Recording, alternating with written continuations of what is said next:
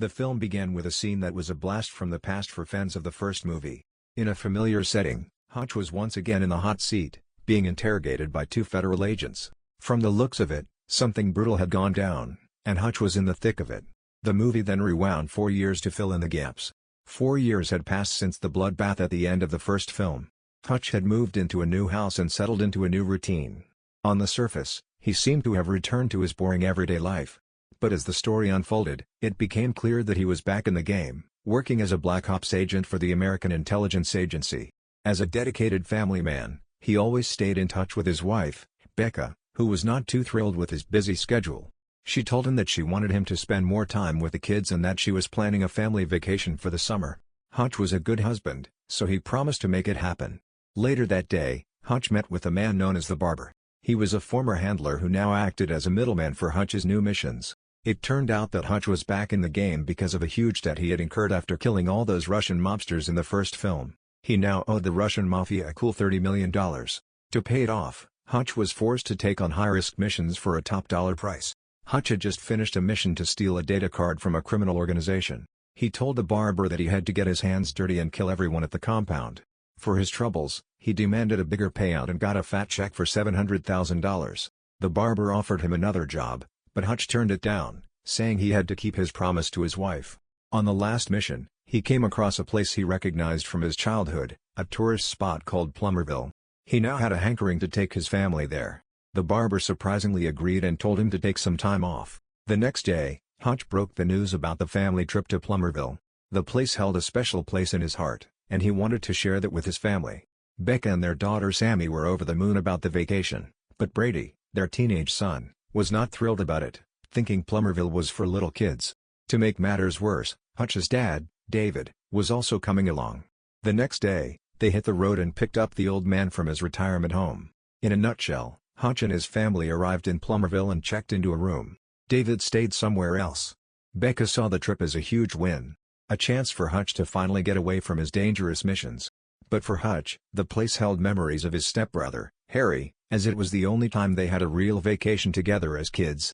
Hutch was so lost in thought that a local police officer named Sheriff Abel mistook his deep gaze for something else. He got all defensive, and for a moment, it looked like there was going to be a misunderstanding. After clearing things up with the overconfident cop, Hutch and his family went to a video game arcade. In the arcade, Brady tried to get a girl's attention by giving her some tickets. Her boyfriend, a punk named Max, was not happy about it. He retaliated by destroying a doll that Sammy had just won. Brady, seeing his sister's toy get ruined, immediately went after Max, and a brawl broke out. A staff member, instead of breaking up the fight, decided to take Max's side. When Hutch saw that, he got involved and defended his son. Luckily, Becca managed to calm them down before things got out of hand. Becca, wanting to avoid any more trouble, took the kids and left the arcade, but for no reason, the staff member hit Sammy in the head, and Hutch saw red. He had seen enough. The nobody was now a somebody, and his fighting spirit returned. His epic fight led to him getting arrested and coming face to face with the same police officer, Sheriff Abel. At the police station, Hutch lectured Brady, telling him that he shouldn't use violence to solve his problems, but Brady was having none of it. He told his dad that his actions were even more brutal and he had no right to tell him what to do. A little while later, Sheriff Abel dragged Hutch to meet the owner of Plummerville, a man called Wyatt, who turned out to be Max's father. Luckily, Wyatt was a reasonable man and was willing to let the matter go as long as Hutch and his family left Plummerville immediately. But Sheriff Abel wasn't going to let that happen. He told his crew to deal with Hutch and his family. When Hutch got back to the hotel, Becca was fuming. She couldn't believe the mess her husband had made of their vacation, but her anger quickly faded after Hutch apologized and promised that he wouldn't cause any more trouble. He also gave her a bottle of wine, a peace offering that made her feel a little better. The next day, Hutch and his family continued their vacation, but Hutch noticed that a police officer was following them. Worried about his family, he told Becca and the kids to go on a boat ahead of him while he went on another boat. On that boat, Sheriff Abel and his crew, a group of local thugs, came after Hutch. Hutch told them that he just wanted to spend time with his family without any more trouble, but they weren't having any of it and attacked him. During the brawl, Hutch lost his pinky finger. Off guard, the thug landed a good punch that sent Hutch into the water. They thought they had killed him, but he came back with a vengeance. He had had enough.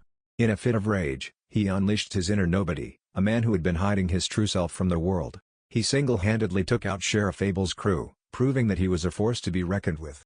After the brutal brawl, Hutch was in a dark place, lost in his own head. He felt like his life was a one-way street, constantly being pulled into a violent world. No matter how hard he tried to get out, he had a nagging feeling that his brutal past was just an extension of who he was. In a moment of vulnerability, he called his stepbrother Harry and told him that Plummerville wasn't the peaceful place he remembered from their childhood. But Harry dropped a bombshell that sent a chill down Hutch's spine. The town was never peaceful to begin with. He revealed that their dad, David, hadn't just taken them on vacations. He had used their family trips to take out criminals and get them to help, which explained why they had always been so good at it. To make sure, Hutch called the barber, who confirmed everything, telling him that Plummerville was now a major smuggling hub for a ruthless crime boss named Lendina.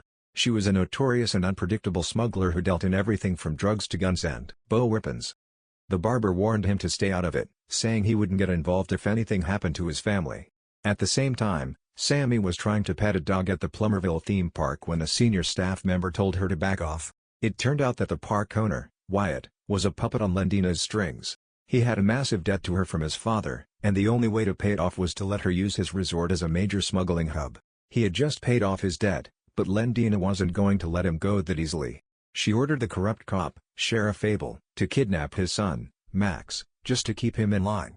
Hutch knew that Lendina was no joke, but he also knew that he couldn't just stand by and watch his family get hurt. He went to a warehouse where Sheriff Abel and his crew were keeping watch. In a bold move, Hutch doused a huge pile of the cartel's money with gasoline and threatened to light it all on fire if Sheriff Abel didn't back off and leave his family alone. Sheriff Abel was terrified and agreed to his demands. But as Hutch was about to leave, he saw Max locked up in the warehouse. He was in a tough spot. He could either save the boy or protect his own family. In the end, his moral compass won out. He not only saved the boy, but also blew up the entire warehouse, burning all of Lendina's money to a crisp. Word of the warehouse explosion got back to Lendina in a hurry, and she went ballistic. She couldn't believe that a regular family man like Hutch could have done so much damage to her operation. He had just declared war, and from that moment on, his days of peace were over. Hutch took Max back to David's hotel, and Brady, in a surprising turn of events, welcomed the boy with open arms. But for Becca, it was the last straw. She was fed up with Hutch's broken promises and the constant violence that seemed to follow him everywhere.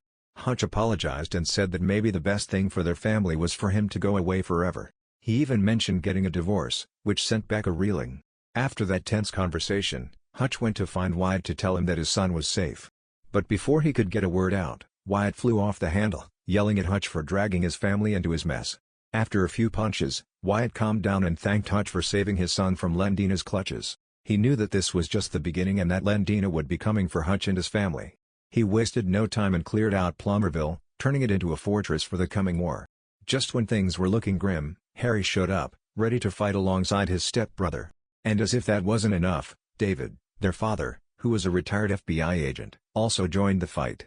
The three of them started setting traps and preparing for the final showdown against Lendina and her army. Meanwhile, Becca was in a daze, still reeling from Hutch's talk of divorce. She heard her kids' conversation and looked at the rifle in front of her. She had made up her mind. She was going to fight alongside her husband. That night, Lendina and her crew arrived in Plummerville, ready to take on Hutch. Sheriff Abel, in a last effort, tried to convince Hutch and Wyatt to surrender, saying they were in way over their heads. But Hutch and Wyatt were not afraid. When they refused to back down, Sheriff Abel ordered his men to attack them, but they turned on him instead, killing him right then and there. The battle for Plummerville had officially begun. The battle for Plummerville kicked off in the dead of night. Lendina's army stormed the mirror maze, but they had no idea what was waiting for them. One by one, they fell into the traps that Hutch's team had set up. Wyatt was a brave man, baiting Lendina's goons and drawing them into the traps, but he ended up getting shot in the leg. David also jumped into the fight, a retired old man still a force to be reckoned with, but he was caught in an explosion and seemed to be out of the fight for good. Meanwhile, at the hotel, Lendina's men showed up to take the kids. Brady, showing a flash of his father's courage, immediately took action to protect his sister, Sammy. Harry, on the other hand, made quick work of the men outside the hotel, a skilled fighter ready for war. Just when things were at their most intense, Lendina showed up with her two bodyguards. For the first time, Hutch was on the ropes. He was up against a more brutal opponent than he had ever faced. Lendina, seeing his struggle, taunted him, saying he had messed with the wrong woman. As she was about to deliver the final blow, Wyatt, injured as he was, went after her. A final act of courage that earned him another brutal beatdown. But it wasn't enough to stop Lendina. She continued her assault on Hutch. Suddenly, Becca appeared with a tranquilizer gun and took out Lendina. She was a woman of action, ready to fight alongside her husband. Lendina was stunned, but she still had an army ready to fight. That's when David, who had survived the explosion, triggered the final trap, which flooded the area. Lendina was caught in the explosion and it was clear that was the end of the line for her. As Hutch was about to drown, Becca came to his rescue. She had always been there for him and this time she proved it with her actions. The film then takes us back to the first scene where Hutch was being interrogated, but this time he wasn't alone. Becca was right there with him. The federal agents, seeing that they were out of their league, got a call from their boss telling them to back off. The movie ends with Hutch looking back at the vacation. He had lost his pinky finger and gone through a lot, but his family was still intact.